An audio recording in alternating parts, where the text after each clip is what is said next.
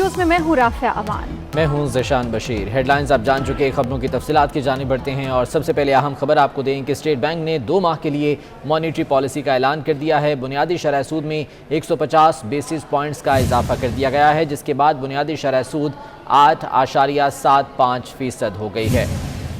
इसी बारे में बात करने के लिए हमारे साथ मौजूद हैं चेयरमैन AKD ग्रुप अकील करीम ढेरी साहब। बहुत शुक्रिया अकील साहब आपके वक्त का। फरमाइएगा, 150 बेसिस पॉइंट्स का इजाफा कर दिया गया बुनियादी शरह सूद में, सर क्या असरात मुरतब हो सकते हैं इसके? देखिए, इससे डेफिनेट बिजनेस इम्पैक्ट तो नेगेटिव आएगा, लेकिन गवर्नमेंट की तरफ अगर हम देखते हैं या स्टेट बैंक की तरफ अगर हम देखते हैं तो 2 ऑप्शन की बिल के जो हुए वो 8.5% पे हुए हैं।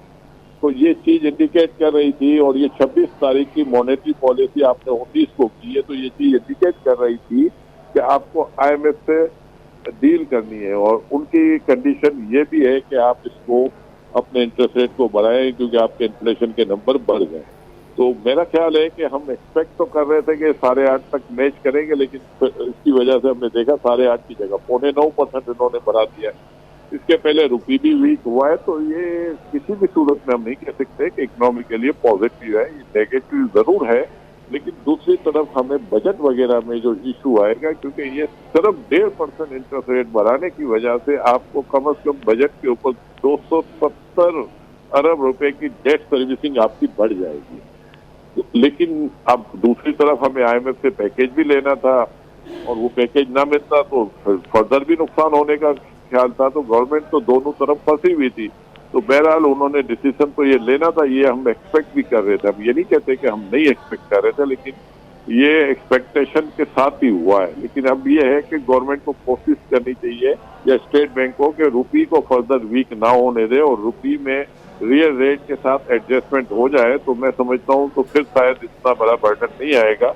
लेकिन अगर रुपये में की वीकनेस भी बरकरार रहती है तो फिर मैं समझता हूँ कि इकोनॉमी के लिए एक बहुत बड़ा झटका हो सकता है। ठीक, ढेरी साहब साथ ही मौजूद रहिएगा। इसी बारे में बात करने के लिए हमारे साथ मौजूद हैं माहिर मौशियात डॉक्टर फ़र्रुख सलीम साहब। डॉक्टर साहब खुशामदीद कहते हैं आपको। ये फरमाएगा कि एक्सपेक्ट ये किया जा रहा था कि अगर बुनियादी शरह सूद में इजाफा होता भी है तो 0.75 तक होगा, लेकिन ये डबल कर दिया गया, 1.5 तक ये इजाफा कर दिया गया है, जिसकी वजह से अब आप समझते हैं कि जो ताजिर बरादरी है पहले ही जो मुश्किलात का शिकार है वो मज़ीद परेशान होंगे।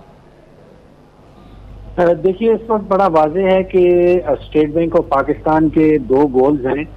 जो रुपया इतनी तेजी से गिर रहा है, इंटरेस्ट रेट बढ़ा के स्टेट बैंक ये चाहता है कि कोई संभाला दिया जाए, कोई सहारा दिया जाए रुपए को। उसमें कुछ हद तक मेरा तखमीना ये है, मेरा ख्याल ये है कि स्टेट बैंक कामयाब होगा। दूसरा गोल जो है स्टेट बैंक का कि इंटरेस्ट रेट बढ़ा के अफरात ज़र को कंट्रोल किया जाए। वो मगरबी ममालिक में तो वो बात बनती है कि अगर इंटरेस्ट रेट बढ़ाया जाए तो अफरात ज़र को कंट्रोल किया जाता है, क्योंकि वहाँ पे जो हैं सार्फिन उनकी कार भी कराए तो उनकी कार भी लोन पे है, उनका घर भी लोन पे है, उनके घर के टीवी भी लोन पे है, उनका सोफा भी लोन पे है। तो जब इंटरेस्ट रेट बढ़ाते हैं तो वो अपनी परचेजिंग जो है उसको कम कर देते हैं। पाकिस्तान में वो मामला नहीं है। तो पाकिस्तान में अफरात ज़र का जो डायरेक्ट ताल्लुक है वो इंटरेस्ट रेट से नहीं है। तो स्टेट बैंक जो है वो अपने एक गोल में मुझे लगता है कामयाब हो जाएगा, लेकिन इसका कोई इम्पैक्ट अफरात ज़र पे, महंगाई पे शायद नहीं होगा। सबसे बड़ा नुकसान तो हुकूमत को खुद होगा। तकरीबन 35,000 अरब का जो कर्जा हुकूमत ने रुपयों में ले रखा है, अगर 1% इंटरेस्ट रेट बढ़ता है तो आप सोचिए कि 350 अरब रुपया सालाना इजाफी सूद की मद में हुकूमत को देना होगा। तो ताजिर बरादरी, सनत बरादरी आपने जिक्र किया, वो तकरीबन 6 से 7 हज़ार अरब का कर्जा उन्होंने ले रखा है, और अगर 1% इंटरेस्ट रेट बढ़ता है तो आप सोचिए 60 से 70 अरब रुपया इजाफी सूद की मद में उनको देना पड़ेगा, जिसके नतीजे में मैं समझता हूँ कि कॉस्ट ऑफ डूइंग बिजनेस जो है वो बढ़ जाएगी और इकोनॉमी कुछ स्लो डाउन हो जाएगी। उसके नतीजे में जो अनएम्प्लॉयमेंट है, जो रोजगार के मौके हैं वो भी कम हो जाएंगे। यकीनन महंगाई का एक तूफान भी आएगा। डॉक्टर साहब साथ ही मौजूद रहेगा अकील करीम साहब। ये फरमाइएगा कि हमने देखा मुश्तरका इजलास में पार्लियामेंट के वहाँ पर स्टेट बैंक की खुद मुख्तारी के हवाले से एक बिल पास किया गया, उसके एक दिन गुजर जाने के बाद ही ये बुनियादी शरह सूद में इजाफा कर दिया गया है। सर क्या समझते हैं आने वाले दिनों में मजीद क्या हालात हो सकते हैं इसके बाद? मेरा अपना ख्याल है कि पाकिस्तान में अगर कुछ क्रेडिबल लोग हों तो फिर तो खुद मुख्तारी की आप बात करें। अगर खुदा न ख्वास्त कोई टेढ़ा मेरा आदमी अगर टकड़ गया तो वो तो वैसे भी जो हमारे साथ आपको पता है दुश्मन हमारे बहुत हैं, तो वो तो हमें ज्यादा नुकसान पहुंचा सकता है। मेरा तो ख्याल था कि इस तरह की खुद मुख्तारी किसी भी इदारे को पाकिस्तान में देनी नहीं चाहिए जब तक हमारे इदारे बेहतर ना हो जाए। हाँ, अगर हमारे इदारे में बेहतरी आ जाए और वो अच्छा काम कर रहे हो, परफॉर्मेंस आ रही हो, उसके बाद तो ये खुद मुख्तारी वाली बात समझ में आती है। लेकिन मैं इस चीज से मैं समझता हूँ कि शायद गवर्नमेंट को इसमें थोड़ी जल्दी करनी। अकील साहब, वज़ीर कानून साहब ये कह रहे हैं कि खुद मुख्तारी वाला जो बिल है उस पर अभी बातचीत हो रही है, उसके बाद जो है वो इस पर मज़ीद पेशरफ्त होगी। सर, अगर इस पर जो है वो आगे बढ़ती है, हुकूमत ये इकदाम उठाती है, तो आप नहीं समझते कि इससे जो है वो मज़ीद प्रेशर पाकिस्तान की इकॉनमी पर आ सकता है? देखिए, मैं आपको यही कह रहा हूँ ना कि पाकिस्तान में उमूमन हम ज्यादातर लोग बाहर से बुलाते हैं ना, स्टेट बैंक जैसी जगहों पे हम बिठाते हैं।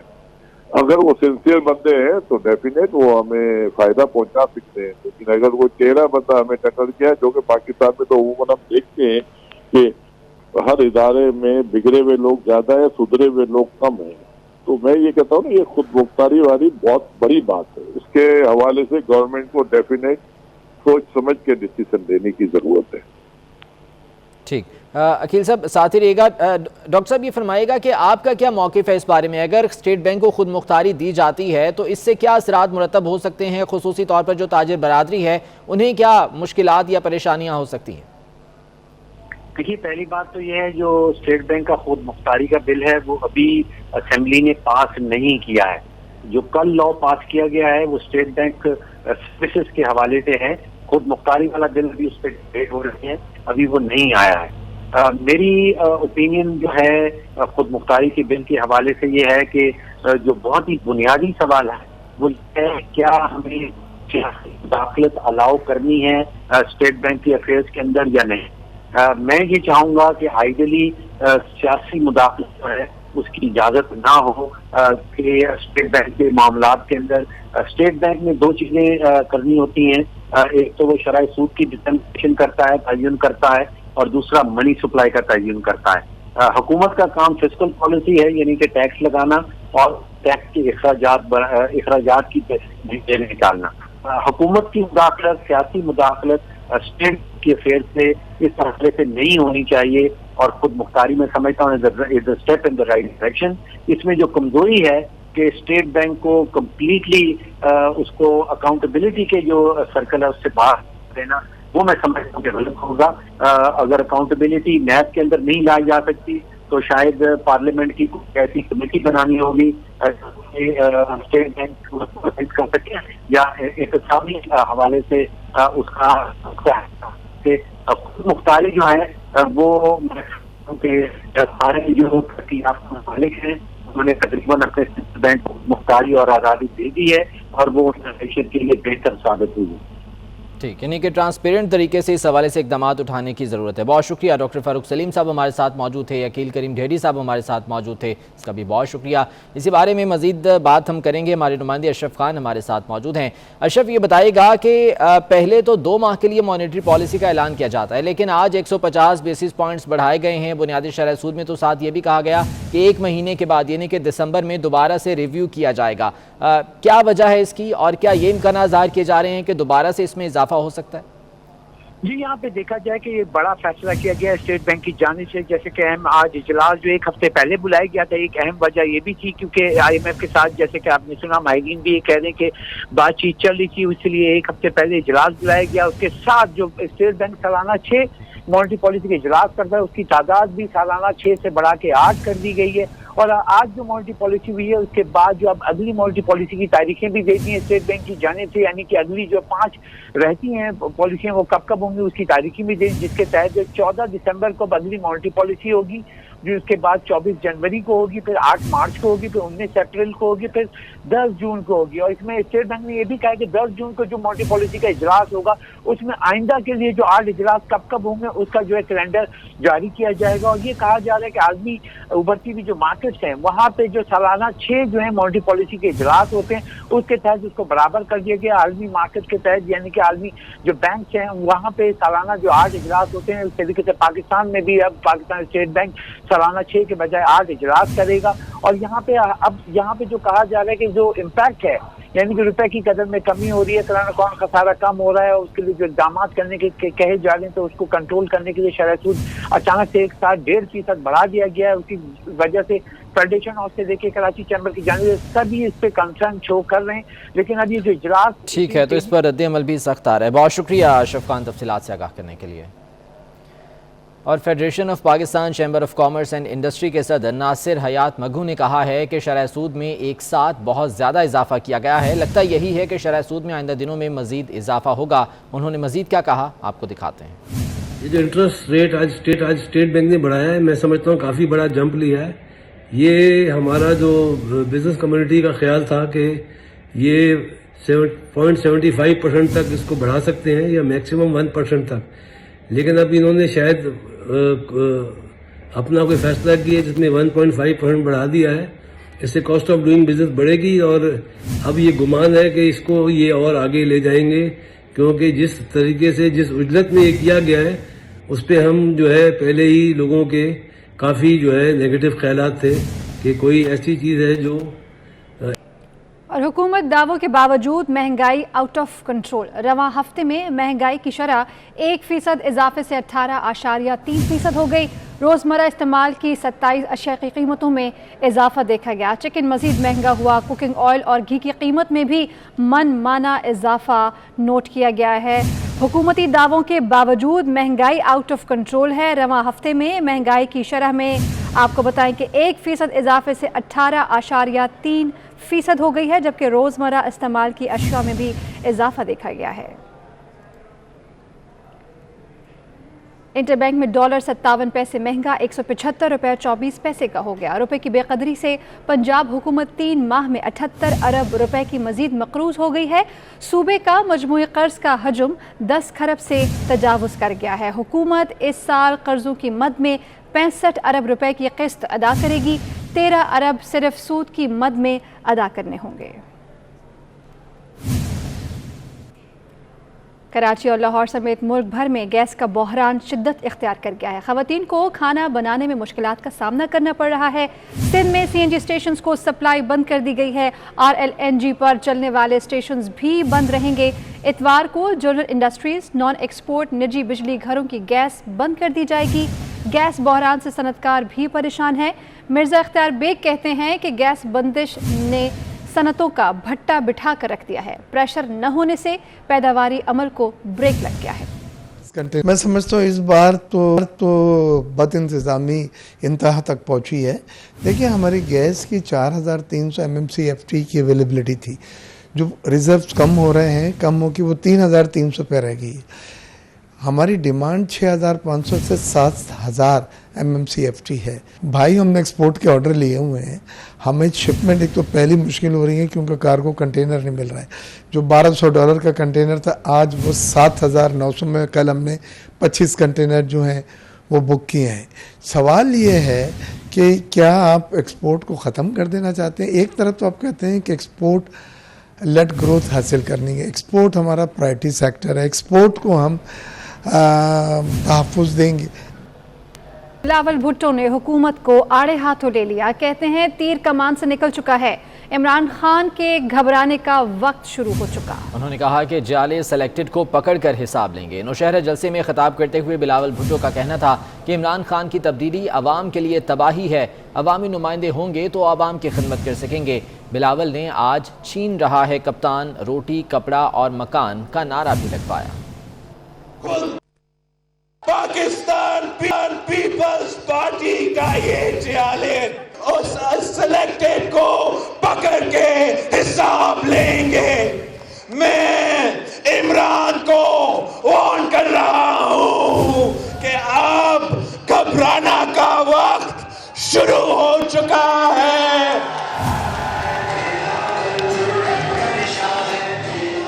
तीर कमान से निकल चुका है। آپ خود بھگت چکے ہیں. یہ تبدیلی نہیں تباہی ہے. اس جھوٹا آدمی نے روزگار دینے کے بجائے جن کے پاس روزگار تھا ان سے بھی روزگار چھین رہا ہے. پختونخوا میں جب عوامی حکومت ہوگا, جب پیپلز پارٹی کا حکومت ہوگا, تو پھر وہ آپ کی خدمت کر سکیں گے. کہ مانگ رہا ہے ہر انسان روٹی, کپڑا اور مکان, تو آج چھین رہا ہے کپتان روٹی, کپڑا اور مکان. اور سموگ میں کمی کے لیے پنجاب حکومت نے بڑے فیصلے کر لیے ہیں. دھواں چھوڑنے والی گاڑیوں, موٹر سائیکلوں, بھٹوں اور فیکٹریز پر بھاری جرمانہ ہوگا. اسی بارے میں مزید جان لیتے ہیں. علی رامی ہمارے ساتھ موجود ہیں. علی رامی, بتائے گا کیا اہم فیصلے ہوئے ہیں اور عمل درآمد کے لیے کیا اقدامات کیے جا رہے ہیں؟ بالکل ذیشان, آج کیونکہ لاہور ہائی کورٹ کی طرف سے بھی باقاعدہ ایک سماعت کی گئی تھی اور ان کی طرف سے بھی احکامات دیے گئے کہ جرمانوں کی جو شرح ہے وہ بڑھائی جائے. اب اس پر پنجاب ڈیزاسٹر مینجمنٹ اتھارٹی کی طرف سے باقاعدہ احکامات جاری کیے گئے اور نوٹیفکیشن بھی جاری کیا گیا. اور اس میں پہلی بار اب موٹر سائیکل اور گاڑی سوار اگر ان کی گاڑی سے موٹر سائیکل سے دھواں نکلے گا تو ان کے خلاف 2000 روپے کا جرمانہ جو ہے وہ باقاعدہ طور پر کیا جائے گا. اور اس کے ساتھ ہی جتنے بھی کسان ہیں اگر وہ اپنی فصلوں کی باقیات کو آگ لگاتے ہیں تو ان پر 50,000 روپے کا جرمانہ عائد کرنے کے حوالے سے نیا نوٹیفکیشن پنجاب حکومت نے باقاعدہ جاری کیا. اور اسی طرح جو انڈسٹریل یونٹ ہے اگر ان کی طرف سے SOPs کی خلاف ورزی کی جاتی ہے تو اس پر مالک کے خلاف 50,000 سے 1,00,000 روپے جرمانہ عائد کرنے کے حوالے سے باقاعدہ تحریری حکم نامہ جو ہے وہ پنجاب حکومت نے جاری کر دیا. اور تمام صوبائی اداروں کو اور ٹریفک پولیس اہلکاروں کو احکامات جاری کیے گئے کہ اب نئے نوٹیفکیشن کے مطابق شہریوں کے جرمانے کیے جائیں گے. اور اس حوالے سے کیونکہ سموگ کے تدارک کے لیے یہ احکامات پنجاب حکومت نے جاری کیے اور ساتھ کیونکہ لاہور ہائی کورٹ کی طرف سے بھی احکامات جاری کیے گئے تھے پنجاب حکومت کو, اور اسی پر ساتھ ہی جتنے بھی پرائیویٹ ادارے ہیں ان کو 50% حاضری کے ساتھ کام کرنے کی اجازت دی گئی ہے. اور سرکاری اداروں میں جتنے بھی ان کی وہیکلز ہیں, ٹرانسپورٹ ہے, وہ 50% استعمال کرنے کے حوالے سے احکامات جاری کیے ہیں. تو اہم فیصلے کیے گئے ہیں. بہت شکریہ علی رامی اپڈیٹ کرنے کے لیے.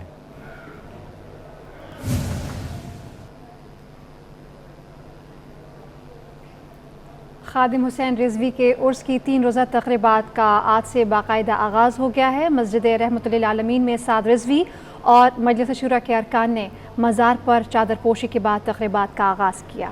عرس کے موقع پر سیکیورٹی کے سخت انتظامات بھی کیے گئے ہیں. اسی بارے میں مزید جان لیتے ہیں. شازیب بھٹی ہمارے ساتھ موجود ہیں. شازیب, بتائے گا کیا مناظر ہیں یہاں پر, انتظامات کیسے ہیں؟ جی بالکل, اس وقت میں مسجد رحمت للعالمین میں موجود ہوں اور آج مولانا خادم حسین رضوی کے عرس مبارک کا پہلا روز ہے اور ابھی بھی جو یہاں پہ ظاہرین ان کی بڑی تعداد یہاں پہ شرکت کر رہی ہے, مزار پر حاضری دے رہی ہے اور سیکیورٹی کے بھی فل پروف انتظامات کیے گئے ہیں. لاہور پولیس کے 2000 اہلکاروں کو سیکیورٹی کے فرائض سر انجام دینے کے لیے یہاں پہ تعینات کیا گیا ہے, جبکہ TLP کے جو کارکنان ہیں وہ بھی سیکیورٹی کے جو فرائض ہیں وہ سر انجام دیتے ہوئے دکھائی دے رہے ہیں. ابھی کچھ دیر بعد عشاء کی نماز کے بعد جو مجلس عشورہ کے جو اراکین ہیں وہ بھی اپنے کارکنان سے خطاب کریں گے. اس وقت جو حاضرین ہیں یہاں پہ میرے ساتھ موجود ہیں, سے بات کرتے ہیں, جانتے ہیں کہ کہاں سے آئے آپ, حاضری دینے کے لیے کیا کہنا چاہتے ہیں. السلام علیکم, میرا تعلق ضلع چکوال تحصیل کلر کا عرض ہے اور وہاں تحریک کی ذمہ داریاں سر انجام دے رہا ہے. شازیب, بہت شکریہ اس بارے میں. اب لیے آرمی چیف سے بحرین کی نمائندگان کونسل کی اسپیکر فوزیہ بنت عبداللہ نے ملاقات کی. ISPR کے مطابق ملاقات میں باہمی دلچسپی, علاقائی سیکیورٹی اور افغانستان کی صورتحال پر تبادلہ خیال کیا گیا. اس موقع پر آرمی چیف نے کہا کہ بحرین کے ساتھ قریبی اور مضبوط تعلقات کے خواہاں ہیں. چیف آف آرمی اسٹاف سے بحرین کی نمائندگان کونسل کی اسپیکر فوزیہ بنت عبداللہ کی ملاقات ہوئی. آگے بڑھیں اور آپ کو بتائیں کہ کراچی کی ناگن چورنگی کے قریب بینک سے نوسر باز پکڑا گیا. ملزم بینک میں کیشیئر تھا جو سادہ لوح شہریوں کی رقم سے 3 سے 4 ہزار روپے نکال لیا کرتا تھا. شہریوں نے نوسر باز کو پکڑا تو ملزم بھاگ کر بینک کے سامنے موجود نالے میں کود گیا. پولیس اور شہریوں نے مل کر نوسر باز کو نالے سے باہر نکالا. یہاں پر شامل کریں گے ایک بریک. ہمارے ساتھ رہیں.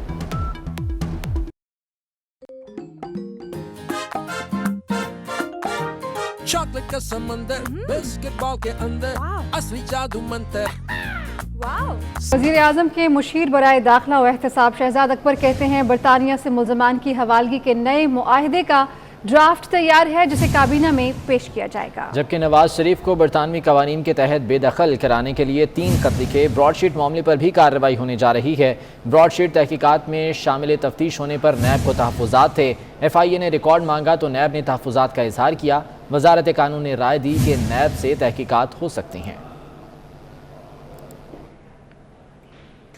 और इस बुलेटिन से अब तक के लिए इतना ही। वापस आएंगे हेडलाइंस के साथ।